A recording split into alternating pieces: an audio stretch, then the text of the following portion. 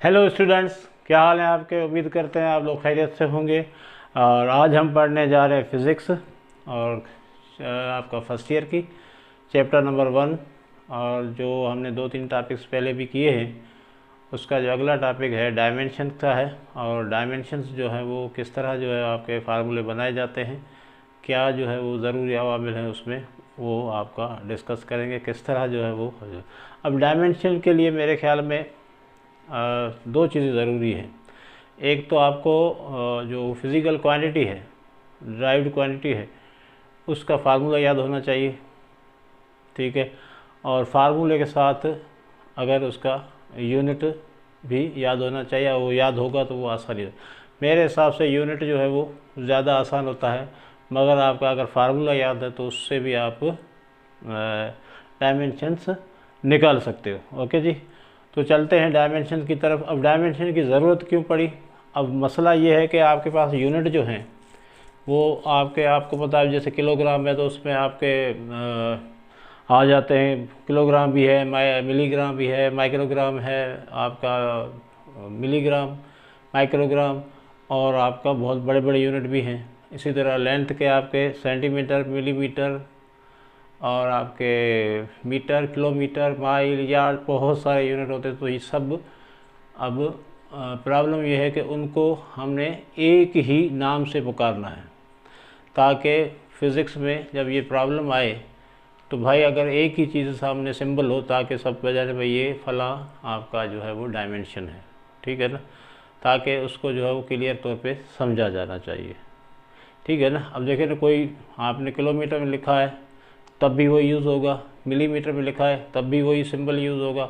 तो इस तरह जो है उसको आपने पर्टिकुलराइज़ कर दिया, भाई ये है, एक्चुअली तो ये है। उसको आपने एक धारा में बांध दिया, भाई एक पूरी दुनिया में फैला दिया, या एक रूल बना दिया, भाई आपने ये डायमेंशन या ये क्वांटिटी, सॉरी ये डायमेंशन आपने इस तरह लिखना है, इस सिंबल से लिखना है। ओके, ये हो गया। और फिर उसके बाद आता है कि भाई उसको कैसे जो है वो आपने फार्मूले में लिखना है, ठीक है। तो यहाँ पर 7 बेसिक क्वांटिटीज़ हैं या फंडामेंटल क्वांटिटीज़ हैं, उनका हमने लिखा हुआ है, यही सिंबल आपने यूज़ करने हैं, ठीक है। तो वो देखते हैं कौन से हैं, उसके बाद जो है वो फार्मूले पे जाते हैं। ओके जी, चले। तो यहाँ पर आपको पता है कि 7 जो है वो आपके हैं क्वांटिटीज़ हैं, बेस क्वांटिटीज़, ठीक है जी। पहले आपका आता है लेंथ। अब लेंथ का जैसे अभी मैंने कहा कि बहुत सारे यूनिट हैं, तो उसको आपने एल से ही लिखना है। मीटर है तो भी एल लिखोगे, सेंटीमीटर है तो भी एल लिखोगे, किलोमीटर है तो भी एल से ज़ाहिर करोगे।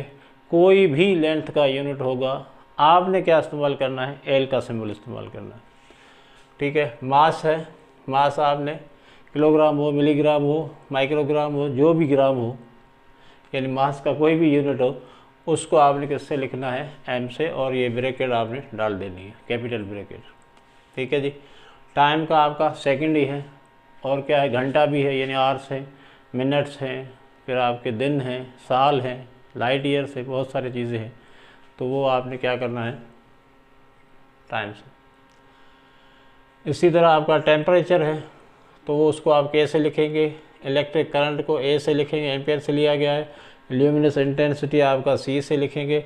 और अमाउंट ऑफ सब्सटेंस जो है वो आपको MOL, यानी मोल होता है उसका यूनिट, MOL से आप लिखेंगे उसका डायमेंशन फार्मूला। तो यहाँ पर ज़्यादातर जो इस्तेमाल होंगे आपके सिलेबस में या बहुत सारे एग्जाम वगैरह में, तो ये वाले इस्तेमाल होंगे, L, M और T। बाकी ये भी कहीं कहीं ज़्यादा जब भी इनका जिक्र आएगा तो ये भी होंगे, मगर ये बहुत ही कम इस्तेमाल होते हैं, मगर होते हैं, याद रखने पड़ेंगे भाई। करंट को ए से लिखना है, टेम्परेचर को के से या थीटा से। इंटेंसिटी जो है वो आपका सी, ये शायद ही आपको नज़र आए आपके फार्मूलों में, बहुत ही अभी तक मैंने तो नहीं देखा, आप अगर देखें मुझे बता देना। और यहाँ पर अमाउंट यानी सी इस्तेमाल होगा, अगर कहीं पर आता है तो आपने सी इस्तेमाल होना है। अमाउंट ऑफ सब्सटेंस MOL से, इसमें यानी मोल का जो पहले 3 लफ्ज़ हैं, सॉरी लेटर्स, वो इस्तेमाल होंगे, सही है। तो ये आपके सिंबल हैं। अब समझ गए आप कि भाई मुख्तलिफ यूनिट्स होने की वजह से हमने इंटरनेशनल लेवल पे एक ही सिंबल तैयार कर लिया, भाई इसको ऐसे ही लिखना। लेंथ को कैसे लिखना है? L से लिखना है। मैथ्स के कोई भी यूनिट हो आपने कैसे लिखना है? M से लिखना है। टाइम का कोई भी यूनिट हो आपने कैसे ज़ाहिर करना है? उसको T से लिखना है।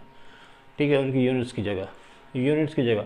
अब एक्चुअली ये है क्या डायमेंशन, ये क्या बताता क्या है, तो ये एक्चुअली क्या है, अगर डिफाइन करें, the power of to which the fundamental quantities are raised, यानी फंडामेंटल क्वांटिटीज़ का एक ऐसा पावर है, कोई भी पावर होगा। पावर का मतलब एक हो सकता है 2 3, जैसे आप x² x³ लिखते हो, x⁴ लिखते हो, तो ये पावर है। तो फंडामेंटल क्वांटिटीज़ पे जो पावर होते हैं उसको डायमेंशन कहते हैं। पहली बात, फंडामेंटल क्वांटिटीज़ ज़्यादा मास होगा आपका, टाइम होगा या लेंथ होगा, इनके ऊपर जो पावर है जितना भी होगा, अगर पावर 0 हो तो यानी वो है आपका, वो डायमेंशन नहीं होगा।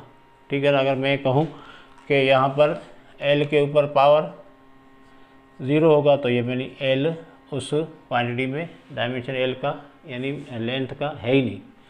अगर 1 है तो डायमेंशन क्या हो जाएगा 1, अगर 2 है तो डायमेंशन क्या हो जाएगा 2 डायमेंशन, अगर 3 है तो हम कहेंगे लेंथ के 3 डायमेंशन है, अगर 4 है तो हम कहेंगे लेंथ के 4 डायमेंशन है। सही है ना।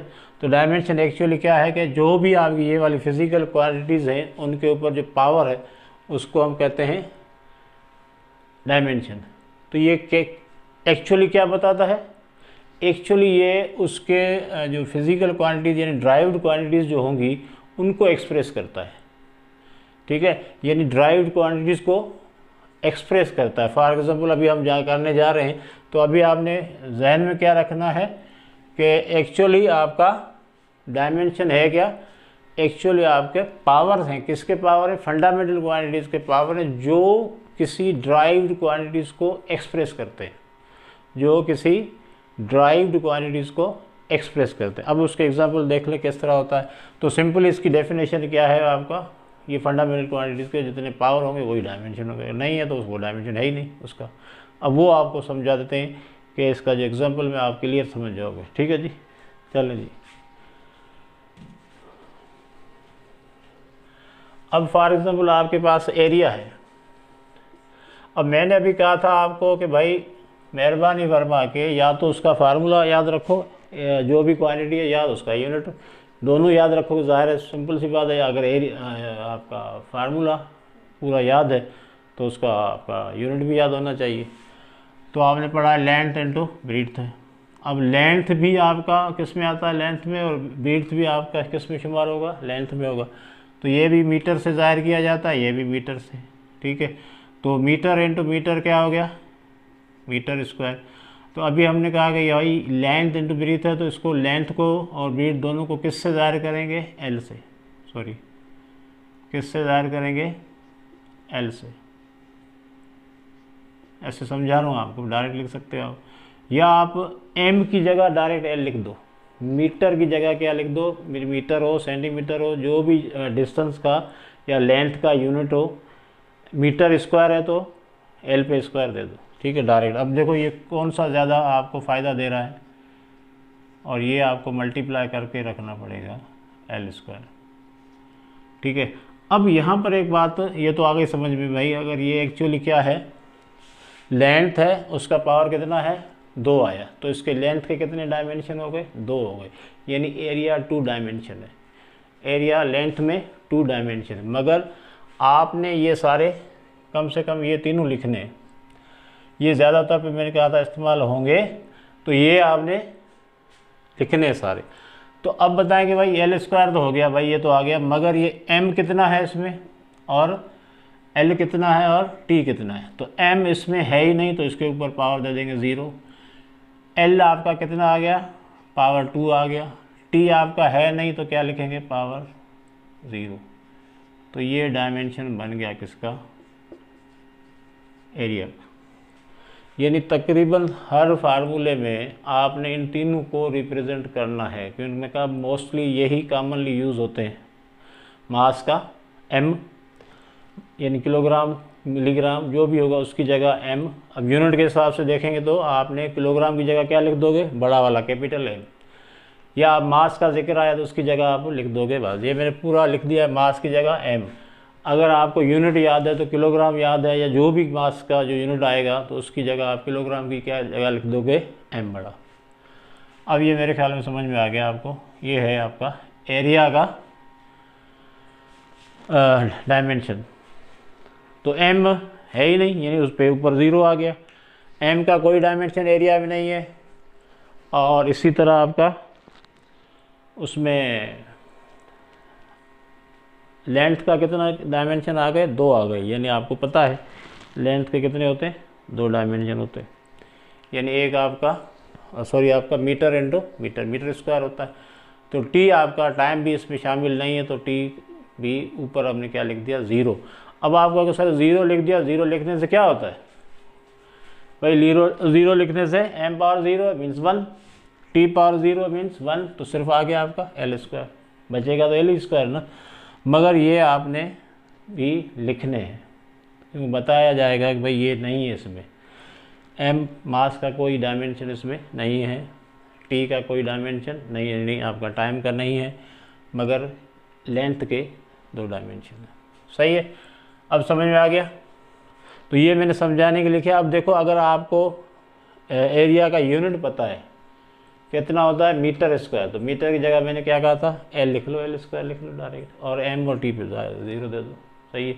अब आते हैं हम दूसरे किसी पे, ठीक है जी।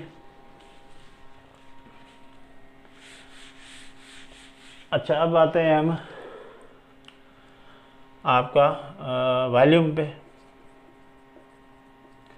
वॉल्यूम आपका पता है, आपको 3 डायमेंशन है भाई, एल बी, पहले से ही नाम पता है। तो एल भी मीटर, देखो एम भी मीटर, ये भी मीटर, ये हो गया मीटर क्यूब। तो भाई मीटर की जगह हम क्या लिखेंगे, एल, तो एल क्यूब। बाकी मास है ही नहीं तो क्या लिख देंगे, m0। एल कितना लिखेंगे, क्यूब, और आपका टाइम नहीं है तो ये कर देंगे 0। ये आ गया किसका, वॉल्यूम का, 3 डायमेंशन हो गया। वॉल्यूम कितना है, 3 डायमेंशन है। किस में है, लेंथ में 3 डायमेंशन है। ऐसे बोलते हैं ना हम, 3 डायमेंशन है।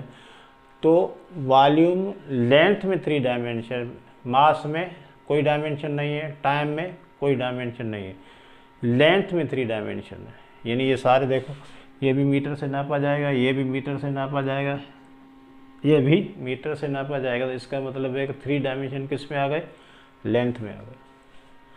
ठीक है जी, अब समझ में आ रही है बात। वेलोसिटी है, वेलोसिटी का फार्मूला क्या है आपका, d/d, यानी डिस्टेंस अपॉन टाइम। डिस्टेंस की क्या यूनिट क्या है, मीटर, और इसका क्या है, सेकंड।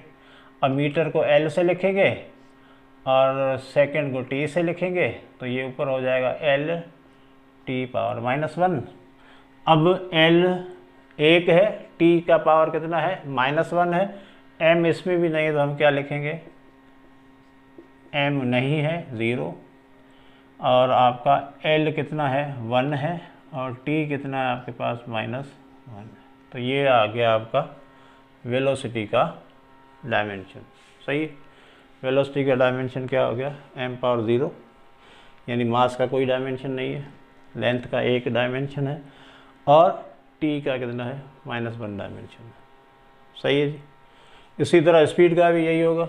स्पीड का फार्मूला तो यही है ना बेटा, स्पीड का क्या है, d/d, या s/t लिख लें, चलो,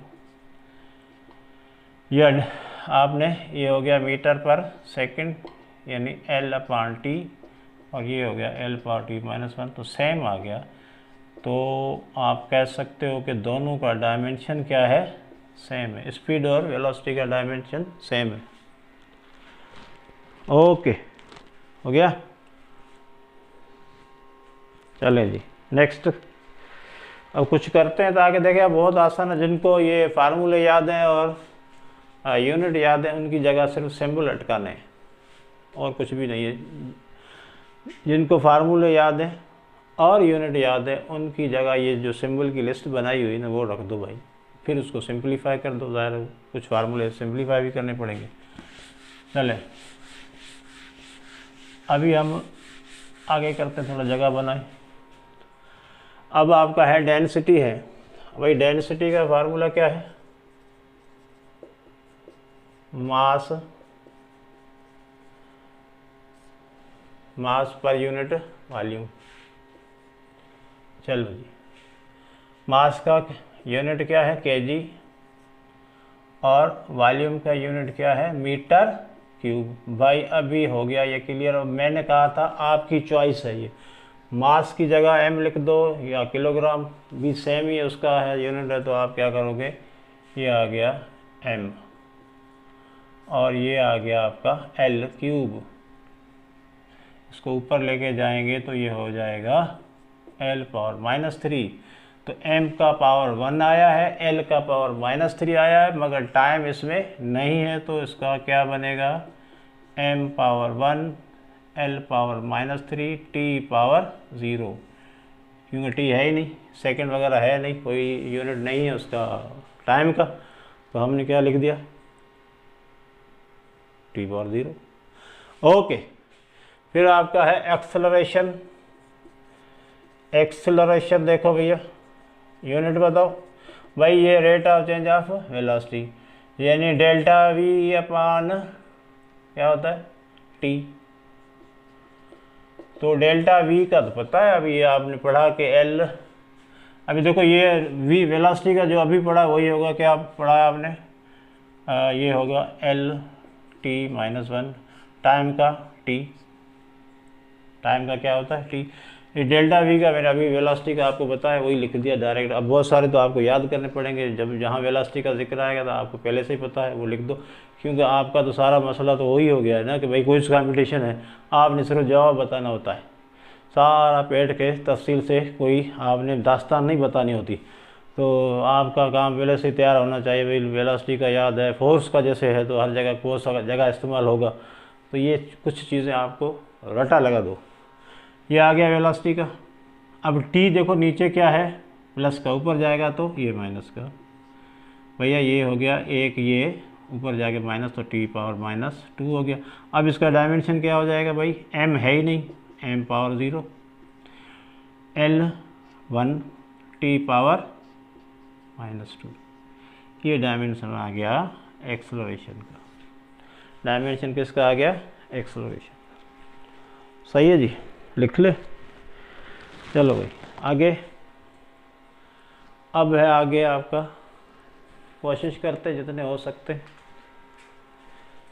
अब देखिए यहाँ फिजिक्स जैसे पढ़ते रहोगे तो डायमेंशन आपको फार्मूले याद होने चाहिए, और जो भी फार्मूला तुमने आगे जाके इंटर तक जब तक है जान पढ़ते रहोगे तो कोई भी फार्मूला आएगा उसका डायमेंशन आप निकाल सकते हो। यानी आपको पता है मास की जगह क्या लिखना है, m, उसका पावर क्या होगा वो लिखा हुआ होगा, लेंथ की जगह क्या लिखना है, l, है ना, टाइम की जगह क्या लिखना है, t, सारे कैपिटल में लिखने हैं। तो अमूमन तो यही इस्तेमाल होते हैं, बाकी भी मैंने सिंपल लिख दिए। चले हो गया। अब एक्सेलरेशन हो गया। अब आते हैं आपका जी है ना। अब कहा जाए आपसे भाई जी का डायमेंशन क्या होगा, जी स्मॉल जी, इसको क्या कहते हैं आप लोग, हम लोग क्या कहते हैं, चलो हम सब मिलके क्या कहते हैं, acceleration due to gravity. Acceleration due to gravity. तो भाई एक्सेलरेशन का तो अभी किया है, क्या यूनिट है भाई एक्सेलरेशन है, यूनिट में तो भाई यूनिट याद करो बस। m की जगह क्या लिखेंगे, l, s² की जगह क्या लिखेंगे, t², ऊपर जाएगा तो l t पावर -2, तो m है नहीं, m नहीं है तो भाई ये लिख दो, वही सेम होगा जो अभी ये मैंने, यानी जो एक्सेलरेशन का है वही सेम है जो एक्सेलरेशन का यूनिट, क्योंकि ये भी एक्सेलरेशन है, ये भी एक्सेलरेशन। कल आपको बोले भाई फोर्स का पता है, फिर आपको कहेंगे भाई टेंशन का क्या होगा, फला फोर्स का क्या होगा, ग्रेविटेशनल फोर्स का क्या होगा, भाई यूनिट डायमेंशन सब का वही होगा। फोर्स का यूनिट क्या है, न्यूटन है, तो डायमेंशन सब हर जगह वही इस्तेमाल होने वाला। फिर नाम कोई भी दे दो, इलेक्ट्रोस्टैटिक फोर्स दे दो नाम, ग्रेविटेशनल फोर्स नाम दे दो, टेंशन दे दो, नॉर्मल जो होता है जैसे फ्रिक्शन दे दो, जो भी नाम आएगा फोर्स का डायमेंशन वही होगा, क्योंकि फोर्स ही है।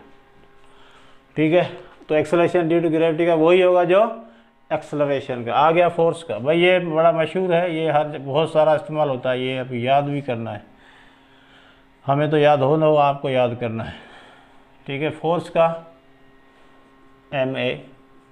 अब भाई ये फार्मूले पे m की जगह मैं क्या लिखूँगा, m, a की जगह ऊपर लिखा हुआ देखो, a की जगह आपके पास ऊपर लिखा हुआ क्या है, L T power -2, M L T power, मैंने देखो एम, ठीक है। अगर तुम्हें न्यूटन याद है, क्या याद है, न्यूटन, ये तो मैंने डायरेक्ट फार्मूले पे निकाला। अगर तुम्हें याद है न्यूटन, फोर्स का यूनिट क्या है, न्यूटन, एन, एन किसके बराबर होता है भैया, किलोग्राम मीटर पर सेकेंड स्क्वायर। देखो बहुत ही आसान है, यकीन करें। देखो ये आपको डायरेक्ट बताएगा, आपने सिर्फ वो लिखना है।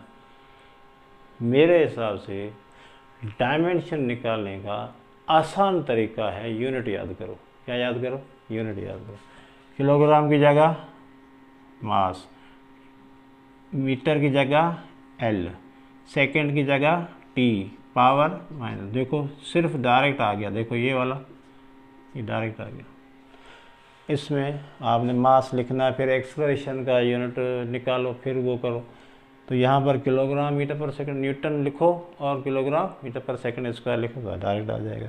तो ये एक तरीका है डायरेक्ट करने का। और अगर आपको फार्मूला या डेफिनेशन याद है तो फिर आप उस पर करें, वो भी आपका सही हो जाएगा, वो मसला कोई नहीं है। मगर यहाँ पर देखो तुरंत हो जाता है। फोर्स का अब ये याद रखना है, फोर्स का आपका क्या है, एम एल टी पावर -2, ये फोर्स का है। क्योंकि वर्क में भी इस्तेमाल होगा, बहुत सारी जगहों में फोर्स इस्तेमाल होगा। एम एल टी पावर -2, बहुत सारे मैंने कहा रट लो। सही है जी। अब आगे और देखते हैं। यहाँ पर आपका है मोमेंटम। भाई मोमेंटम का फार्मूला एम वी, तो मास पे क्या लिखेंगे, केजी, वी पे क्या लिखेंगे, सॉरी, अच्छा मैं फार्मूले पे डायरेक्ट करता हूँ। ये एम आ गया और वेलोसिटी क्या है, एल टी पावर -1, ये आ गया। और इसका अगर यूनिट पे करना चाहें, देखो यूनिट पे करना चाहें तो आपका किलोग्राम, ये होगा मीटर पर सेकंड। किलोग्राम का क्या है भाई, एम, इसका एल अपान में टी, अपान में टी है तो ऊपर जाएगा तो क्या हो जाएगा, एम एल टी पावर -1। तो ये आ गया आपका मोमेंटम, पी से ज़ाहिर किया जाता है, ठीक है ना। तो अभी आपको देखो आपकी मर्ज़ी है जो इस्तेमाल करें, मैं दोनों से कर रहा हूँ ताकि आपको फील आए कि भाई ये बात जो कह रहा है वो बिल्कुल सही कह रहा है, कि जो आपका दोनों पे हो रहा है, यूनिट पे भी हो सकता है और उस पर भी हो सकता है। जो आपको आसान लगे वो आपने अडाप्ट करना अपने लिए, एक ही तरीका बनाओ ताकि सबके लिए काम आ। मगर दोनों याद करने के, फार्मूला भी याद करो किसी भी क्वांटिटी का और यूनिट भी याद करो। अगर एक भूल जाए तो दूसरा तो आए कम से कम, ऑप्शन तो हो। चले भाई, मोमेंटम के बाद work, work formula F D cos theta, ठीक है। एफ का मतलब है न्यूटन। अब एफ का देखो आपने डायरेक्ट लिख देना, मैंने अभी बोला एम एल टी पावर -2।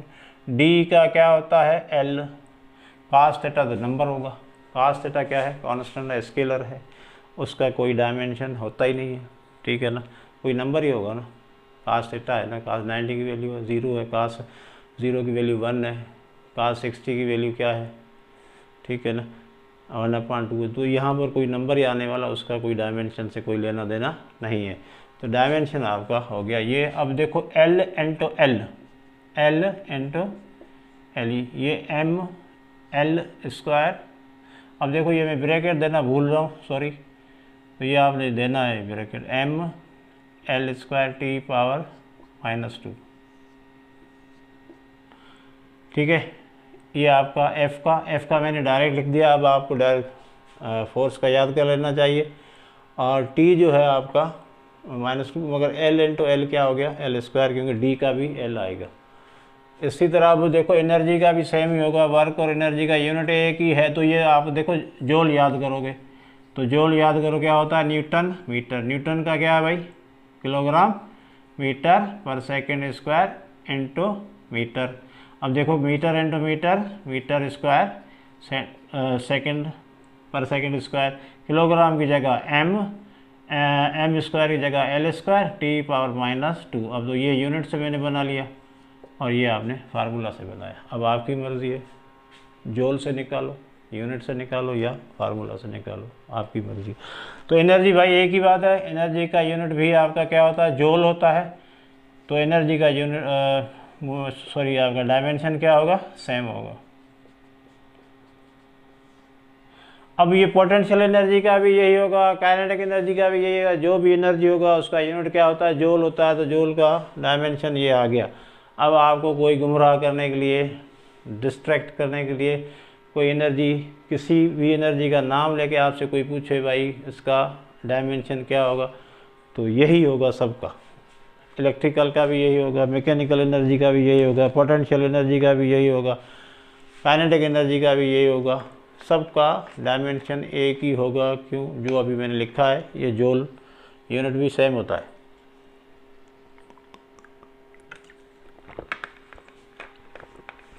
ठीक है जी, चलें जी आगे बढ़ते हैं। पता करते रहो।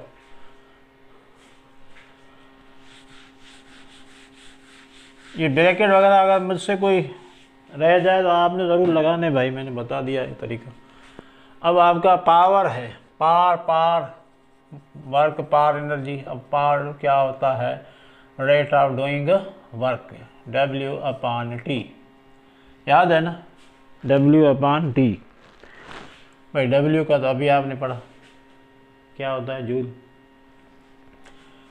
W का अभी आपने पढ़ा भाई क्या होता है, जूल। वर्क का भी याद कर लो, और ये आपका टाइम का सेकंड। ठीक है, जूल न्यूटन मीटर/सेकंड। अब देखो पूरे तरीके से जा रहा हूँ। न्यूटन का क्या है, किलोग्राम मीटर पर सेकंड स्क्वायर मीटर/सेकंड। अब डाल दो भाई सारे। केजी की जगह क्या लिखूँगा, केजी की जगह क्या लिखूँगा मैं, एम की जगह मैं लिखूँगा L, T, S की जगह ऊपर पावर -2, यहाँ L। तो जहाँ मीटर था मैंने क्या लिखा, जहाँ मीटर था और वहाँ मैंने L लिखा, जहाँ किलोग्राम था वहाँ मैंने M लिखा। ठीक है, अब नीचे आपका T है तो T लिख दें। ठीक है, तो यहाँ पर देखो मसला हो रहा है कि भाई L × L तो हो गया L², T के ऊपर -2 है, ये ऊपर जाएगा तो एक और पावर बढ़ जाएगा, है ना। और इसको बंद कर दो डब्बे के अंदर, तो ये हो गया आपका पावर का डायमेंशन। अब देखो यहाँ पर वर्क का अगर तुम्हें याद है डायरेक्ट, तो वर्क का क्या है आपने लिख देना है भाई, वर्क का है L² T⁻⁻, ये तो ये देखो वर्क का क्या है, M L² T⁻⁻2 अपान में क्या आया आपका T, तो एक T ऊपर चला गया। और डायरेक्ट इस तरह भी कहीं पर ये भी फ़ायदा दे जाता है, -3। तो अभी आपने वर्क का याद है तो आप डायरेक्ट कर सकते हो भाई, M L² T⁻⁻2 रख के ऐसे कर लो। ठीक है ना, तो कुछ आपको अगर याद हो जाएंगे, ज़्यादा प्रैक्टिस करोगे ना तो याद हो जाएंगे और आप डायरेक्ट लिख सकते हो। अच्छा जी, फिर आपका आगे चलते हैं। एनर्जी का इम्पल्स भी आपने पढ़ा हुआ है, मिटा दें। इम्पल्स का फार्मूला है F×T। इम्पल्स का फार्मूला F×T या ΔT। ठीक है, अब F का तो पता है भाई आपका न्यूटन है, और T का सेकंड है न्यूटन। अब किलोग्राम मीटर/सेकंड² × S, किलोग्राम की जगह M की जगह L, S⁻⁻2 एक, और ये कट जाएगा, बाकी बचेगा आपका T⁻⁻1। सही है जी, इम्पल्स का आ गया। इसको आप बंद कर देंगे डब्बे के अंदर। ठीक है, अब अगर आप F का डायरेक्ट याद है, देखो F का याद है तो क्या करोगे, या डायरेक्ट M L T⁻⁻2 और × T, तो ये हो जाएगा आपका M⁻1। अब ये 1 लिखने की ज़रूरत नहीं है, L और T -2 है और ये प्लस का, तो ये हो जाएगा T⁻⁻1। तो ये आपका डायरेक्ट फार्मूले का आ गया, या आप ये वाला इस्तेमाल करें, जो भी दिल करे वो करें। सही है। चले नेक्स्ट आपका है, नेक्स्ट है एंगुलर वेलोसिटी। क्या है भैया? Angular velocity. एंगुलर वेलोसिटी का फार्मूला आपको याद है तो आप आराम से कर सकते हैं भाई। एंगुलर वेलोसिटी तो ओमेगा होता है, ये इसका सिंबल क्या है? ओमेगा। और ये आपका है v upon R, v perpendicular upon R. अब v का अभी पता है आपको, वेलोसिटी का क्या है? एल टी पावर -1, और अपान आर क्या है? m होता है। m होता है तो मीन्स डिस्टेंस है, डिस्टेंस मीन्स l हो गया। चले अब l में कैंसिल हो गया, यानी l का पावर क्या हो जाएगा? 0। m के ऊपर 0, l के ऊपर 0, देखो 1 - 1 0 हो गया, है ना। और t पावर -1, ये है किसका? एंगुलर वेलोसिटी का, एंगुलर वेलोसिटी का। ठीक है जी, एंगुलर वेलोसिटी का आ गया। फिर आपका है फ्रीक्वेंसी का। फ्रीक्वेंसी क्या है? फ्रीक्वेंसी 1/d के बराबर है, रेसिप्रोकल है। भाई टाइम पीरियड और फ्रीक्वेंसी आप लोगों ने अगर पढ़ा है मैट्रिक तक तो रेसिप्रोकल है, टाइम पीरियड का 1/d हो जाएगा। टी का टाइम पीरियड है, ये टाइम पीरियड है, चले तो आपका 1/सेकेंड, तो ये आपका टी पावर -1 हो जाएगा। तो इसका जो सेम आएगा एंगुलर वेलोसिटी का और फ्रीक्वेंसी का, देखो सेम है। एंगुलर, अब ये भी याद रखें, अभी काम होने वाला है आपका। एंगुलर वेलोसिटी और फ्रीक्वेंसी का डायमेंशन सेम है ना। फिर आपका एंगुलर फ्रीक्वेंसी है, देखो एंगुलर, ये आ रहा है फ्रेम वाला पता नहीं। एंगुलर फ्रीक्वेंसी का देखें, angular frequency 2πf, 2πf, f किसके भाई? 2π का कोई होता नहीं है, मैंने अभी बोला आपको, किसी भी कांस्टेंट नंबर शंबर का डायमेंशन नहीं होता, वो तो है ही आपका कांस्टेंट। 2 भी कांस्टेंट है, पाई भी कांस्टेंट है, f क्या है? 1/t है, तो f का डायमेंशन लिख दे।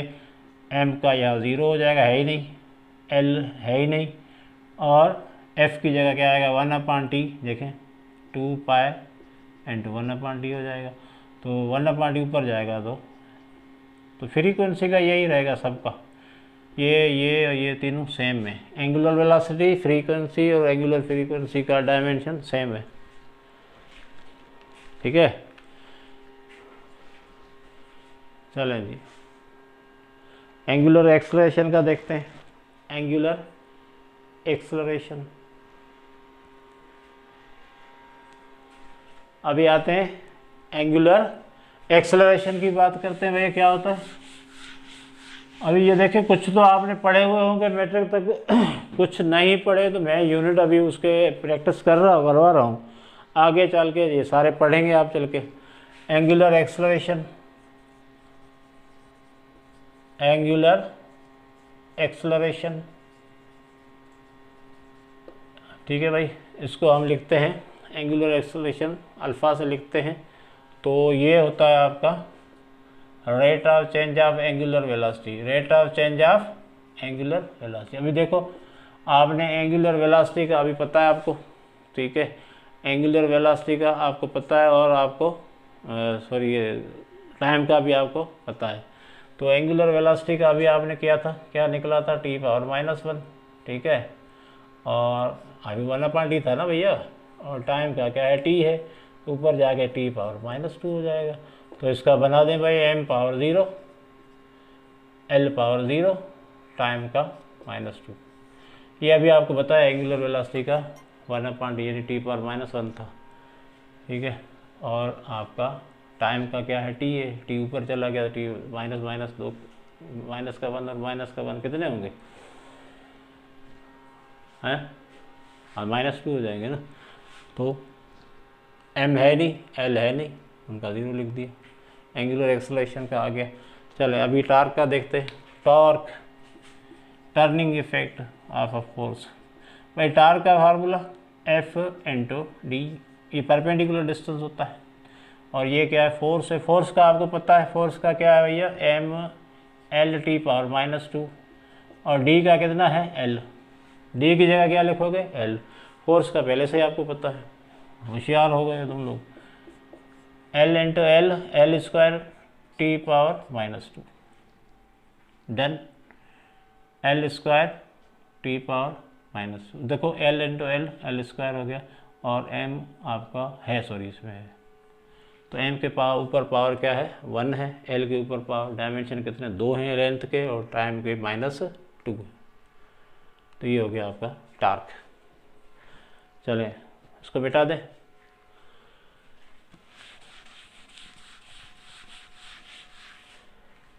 चलें जी, अब आते हैं हम फ्रीक्वेंसी। अच्छा अभी आपका हो गया टार्क हो गया। अच्छा मोमेंट ऑफ इनर्शिया है, एक और क्वांटिटी आपको अब आगे पढ़ने को मिलेगी, moment of inertia.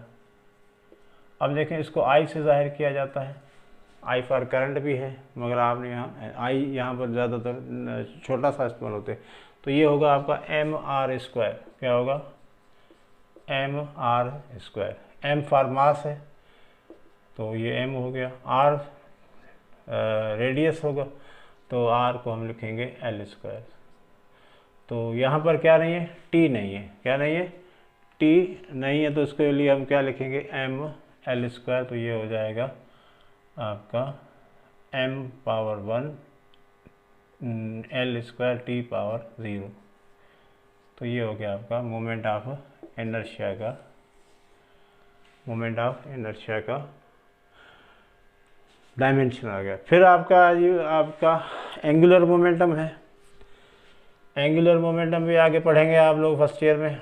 Angular momentum आ जाएगा अभी आपका, अगर जिन लोगों ने पढ़ लिया तो बहुत अच्छा। पाकिस्तान में एंगुलर मोमेंटम का mv r sin थीटा, क्या फार्मूला है इसका, mv r sin थीटा। तो भाई m की जगह हम क्या लिखेंगे, m बड़ा, सॉरी मीटर है, मीटर नहीं मास है, m बड़ा। v की जगह हम क्या लिखेंगे, L⁻⁻1, इसका ये मोमेंटम हमें याद है। r की जगह क्या लिखेंगे, t। साइन थीटा का अब ये कांस्टेंट है, कोई नंबर ही होगा, तो इसका कोई नहीं होने वाला है। तो ये हो गया t, ये t, तो t पे तो हो गया 0, और ये हो गया m, l पे 1, और t हो जाएगा आपका 0। एंगुलर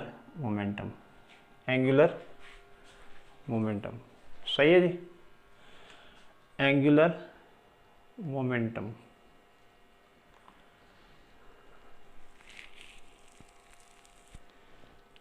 ठीक है जी। एंगुलर मोमेंटम का हो गया आपका mv r sin थीटा,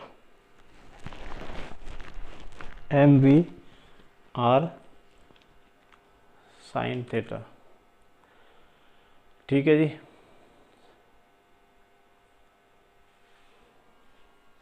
अच्छा यहाँ पर फार्मूला लग रहा, मुझे याद आ रहा है कुछ गड़बड़ हो रही है, mv r² होना चाहिए, यहाँ पर mv r² होना चाहिए, ठीक है। mv r², तो ये हो जाएगा आपका l², ये हो जाएगा l², और अभी आपका ये t जो है, सॉरी क्या हो रहा है, mv r² साइन थीटा। अब देखो m की जगह हम क्या लिखेंगे, मास है, m बड़ा लिख देंगे। v आपका क्या होता है, मीटर पर सेकंड होता है, तो L/T हो जाएगा, और r क्या हो जाएगा आपका,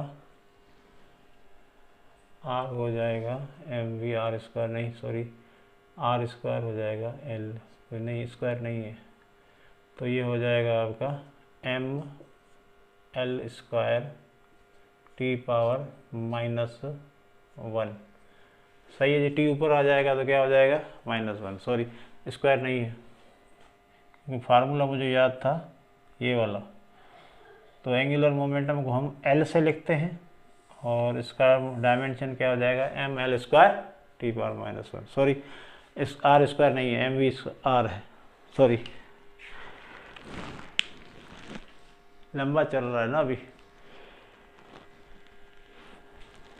गर्मी भी बहुत है। चले भाई नेक्स्ट आपका क्या करें, अब कुछ याद आ रहा है मुझे तो। अच्छा अभी स्ट्रेस भी पढ़ी है आप लोगों ने मैट्रिक में, अगर देखें स्ट्रेस का फार्मूला किसी को याद है, फोर्स पर यूनिट एरिया, स्ट्रेस का फोर्स पर यूनिट एरिया, स्ट्रेस का फार्मूला है फोर्स, स्ट्रेस का फार्मूला है फोर्स पर यूनिट एरिया यानी F/A, और F का पता है न्यूटन होता है और इसका मीटर स्क्वायर होता है। न्यूटन का आपको पता है फोर्स है तो mL/T⁻², ये याद है, S का L² हो जाएगा, मीटर स्क्वायर का L² हो जाएगा। तो L² को ऊपर लेके जाओ भैया, ऊपर जाओगे तो -2 है तो L पे -1 आ जाएगा, T पे -2 और M आपका 1 है। सही है जी, M क्या है 1 है। इसी तरह स्ट्रेन भी आप लोगों ने पढ़ा होगा। स्ट्रेन क्या है, डेल्टा चेंज इन लेंथ पर unit length, change in length पर यूनिट लेंथ मीटर/मीटर, मीटर मर गया, बाकी क्या बचा 1। तो भाई ये डायमेंशन लेस है, क्या ये डायमेंशन लेस है, न इसका डायमेंशन है न यूनिट है, न डायमेंशन है न यूनिट है। यूनिट भी तो क्या बनेगा mm में कट जाएगा। तो अभी ये डायमेंशन लेस भी हो गई, इसका कोई डायमेंशन नहीं है। तो क्या लिखेंगे भाई, देखो कैसे लिखेंगे, डायमेंशन जिसका नहीं होता वो किस तरह, वो बिल्कुल ही यतीम होता है। देखो सारे ज़ीरो, M पे ज़ीरो, L पे ज़ीरो और T पे ज़ीरो, बिल्कुल ही ऐसे ही है। और इसका यूनिट भी नहीं है तो क्या कहेंगे यूनिट लेस भी है। ये डायमेंशन लेस भी है और यूनिट लेस भी है। मीटर में ख़त्म, m⁻0, L⁻0, तो m तो है ही नहीं, t है ही नहीं। सही है जी। चलो स्ट्रेन हो गया। अब यंग्स मॉड्यूलस तुम लोगों ने पढ़ा है, अगर स्ट्रेस और स्ट्रेन के रेशियो को हम कहते हैं Young's modulus of elasticity, Young's modulus of elasticity, याद है यंग्स मॉड्यूलस ऑफ इलास्टिसिटी, ये है आपका। इसको हम गामा से लिखते हैं या इस तरह नज़र आएगा आपको। तो इसका फार्मूला क्या है, स्ट्रेस ओवर स्ट्रेन। भाई ये एक्चुअली रेशियो है बिटवीन स्ट्रेस एंड, सॉरी क्या लिख दिया मैंने यार, सॉरी, स्ट्रेस और स्ट्रेन। तो ये रेशियो, इस रेशियो को हम कहते हैं यंग्स मॉड्यूलस ऑफ इलास्टिसिटी आपने पढ़ा होगा। चले अब स्ट्रेस का, अभी मैंने लिखा स्ट्रेस का क्या है F/A, याद हुआ कि नहीं हुआ, ये है डेल्टा L/L। चलो भैया F/A और ये ऊपर जाएगा तो L/डेल्टा L, ये तो कट गया, अब बचेगा ये तो कट जाएगा। F का क्या है भैया, F का पता है आपने, मैंने ऊपर इसलिए लिखा था, मुझे तो याद रहता नहीं है, आपको याद रहेगा। L का L ही रहेगा, ये L रहेगा, ये भी नीचे भी L रहेगा। एरिया का मीटर स्क्वायर का मतलब है L²। L आ गए सारे भैया। तो यहाँ कट गया, ये कट गया, 0 हो गया, ये ऊपर जाएगा तो -1 हो जाएगा, ये प्लस का 1 है तो ये, अच्छा ये यहाँ पर हो जाएगा, M पे 1 आ गया, L पे क्या आएगा -1 आ जाएगा और T पे आपका -2 होगा, ये तो कट जाएगा आपका। तो M पे 1, L पे -1, ठीक है, L पे -1 और आपका टी पे -2, ये हो गया आपका यंग्स मॉड्यूलस ऑफ इलास्टिसिटी का डायमेंशन फार्मूला। आप ये याद रखो, बस सारे काम हो जाएंगे। चलो जी आगे हम करते हैं सरफेस टेंशन। सरफेस टेंशन का फोर्स पर यूनिट लेंथ। सरफेस टेंशन का फार्मूला क्या है? फोर्स पर यूनिट लेंथ F/L न्यूटन पर मीटर। चलो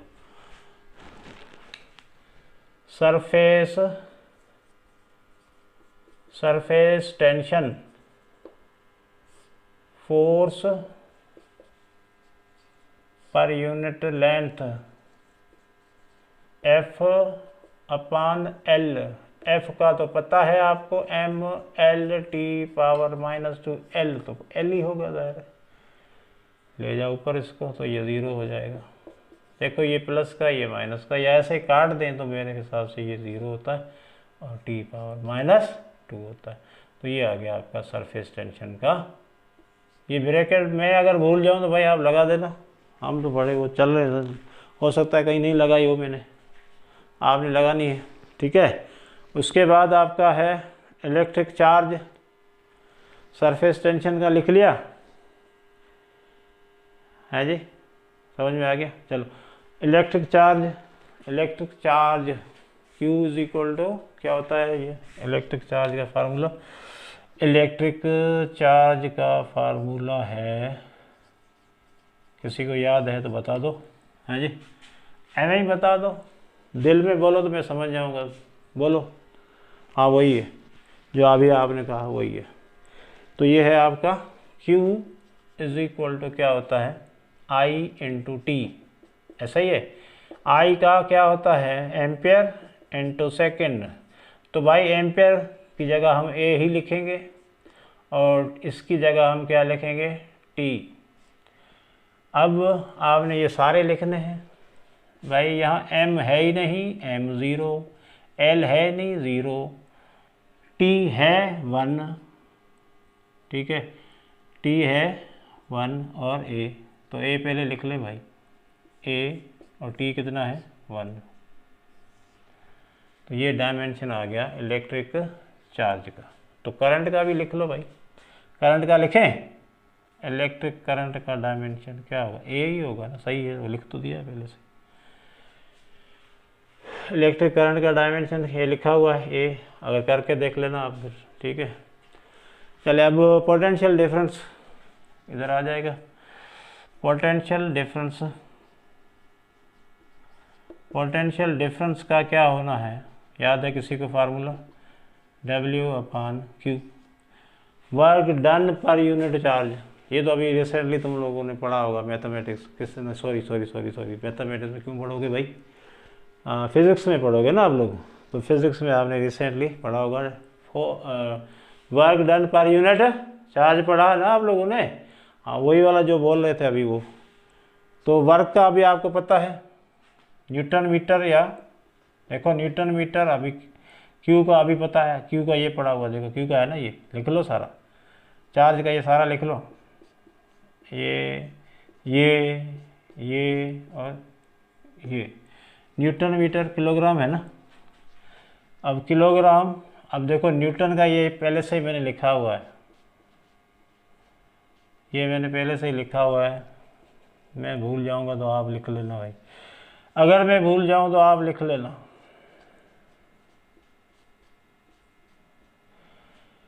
चलो भाई क्या हो रहा है ये, तो भाई यहाँ पर M 0 नहीं है, कुछ भी नहीं है, ये नहीं, मगर A आपका, और L/L क्या हो जाएगा? L² हो जाएगा, ये 0 मगर ऊपर 1 है, L/L L² हो जाएगा, T⁻² है तो ये ऊपर जाएगा, T⁻³ हो जाएगा, और L नीचे तो था ही नहीं, ठीक है। तो ये हो गया m⁻1। पोटेंशियल डिफरेंस का क्या आया? m⁻1 L⁻2 T⁻³ सही है। A आया, सॉरी A नहीं लिखा अभी, नीचे लिखा हुआ भाई, क्या हो गया? ये है ना, ये ए नीचे पड़ा, इसको छोड़ दिया बेचारे को।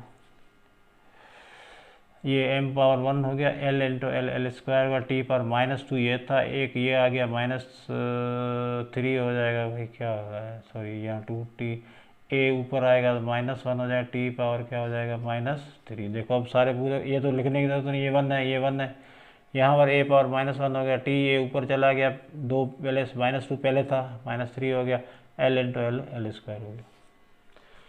सही है जी। तो ये पोटेंशियल डिफरेंस आ गया। चलें जी, चलो भाई, अब आपके पास है कैपेसिटेंस का, अगर किसी को याद है फार्मूला तो वो भी कर देते हैं। कैपेसिटेंस का फार्मूला है C is equal to Q/V, है ना, कैपेसिटेंस का फार्मूला है यार। ये फार्मूला आपको सारे याद करने पड़ेंगे तो फिर कोई मसला ही नहीं है। कैपेसिटेंस का Q/V, या ऐसे लिखो C is equal to Q/V, ये तो याद होगा ना, Q is equal to CV याद था। चार्ज और वोल्टेज दोनों एक दूसरे के डायरेक्टली प्रोपोर्शनल हैं, याद है ना, तो Q बराबर V के। सही। अब ये तो पता है आपको, Q का भी आपको मैंने बताया, V का भी आपको बताया, दोनों रख लो हो जाएगा। ये खुद कर लेना, Q का भी निकाल के दिया, V का भी निकाला, ये खुद ही कर लेना आप। सही है। Q वोल्टेज का भी है आपके पास और Q का भी है आपके पास, इसको रखोगे तो आखिर में आपका मिल जाएगा आपका इसका। ठीक है। अच्छा, अब आपका ये हो गया। अब कुछ अब कांस्टेंट है उसको भी देख लेते हैं। ये बहुत सारे हो गए, अभी भी जब भी कोई नई क्वांटिटी आएगी तो हम निकाल लिया करेंगे। अब आप लोग भी, कोई मसला नहीं है, निकाल। देखो ये Q का भी निकाला, V का भी निकाला, वो आप रख लेना और फिर आपने उसको सिंप्लीफाई कर देना। ठीक है, ये आप खुद कर लेना, क्योंकि ये अब मेहनत कर चुके हैं इस पर। अब देखो रिफ्रैक्टिव इंडेक्स है, कांस्टेंट है आपके पास एक रिफ्रैक्टिव इंडेक्स। कुछ याद आ रहा है? रिफ्रैक्टिव इंडेक्स का नाम सुनते ही कुछ याद आ जाए तो बता देना। C/V, स्नेल नहीं है ये रिफ्रैक्टिव इंडेक्स का डायरेक्ट फार्मूला है। C speed of light in air और V speed of light in medium, दोनों ही स्पीड है भाई। तो दोनों का हमें पता है, ये भी L/T है और ये भी L/T है। ये नहीं आपका कट गया, जवाब क्या आएगा आपका? डायमेंशन इसका है ही नहीं, कोई डायमेंशन इसका है ही नहीं। ये डायमेंशन लेस है, ये भी यतीम है फिज़िक्स में डायमेंशन के हिसाब से, इनका कोई डायमेंशन नहीं है। ठीक है, डायमेंशन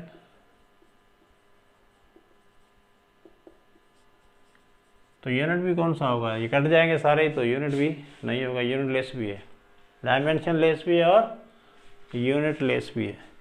अब कांस्टेंट आपका ये वाला सुना होगा तुम लोगों ने, देखो ये मैं अभी बता रहा हूँ ना मैं, अरे बता रहा हूँ, हाँ ये वाला constant, universal constant, gravitation constant, F/r²/m1m2।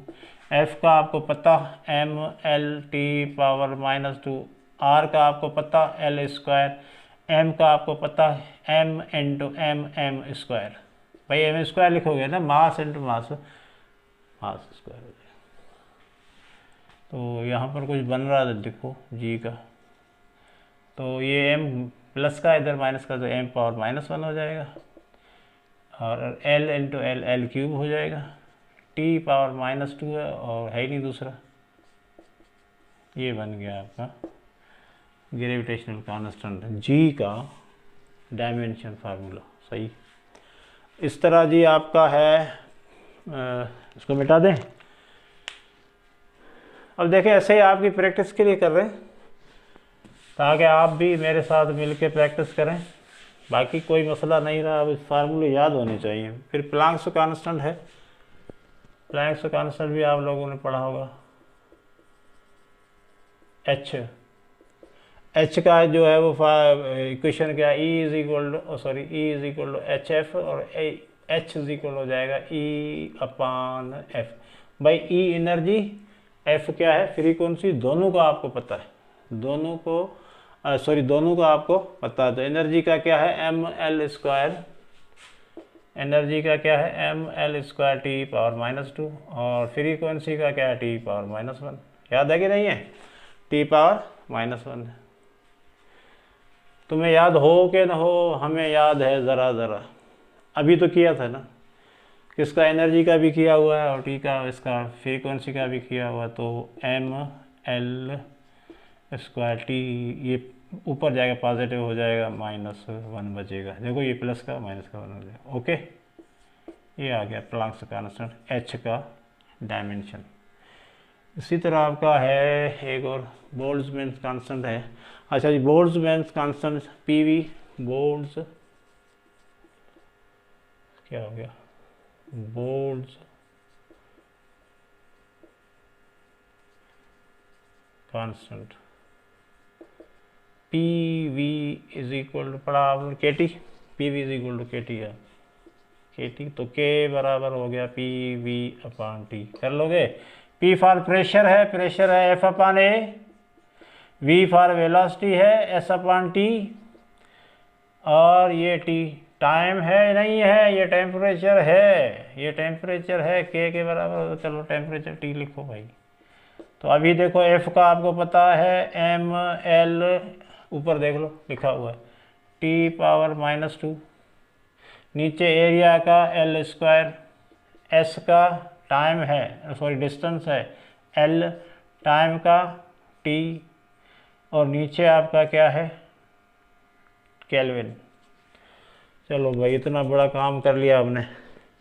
अब देखो भाई, अब देखो ये L और ये L² हो जाएगा। देखो ये L और ये L², L गया, ये T ऊपर जाएगा तो माइनस का हो जाएगा,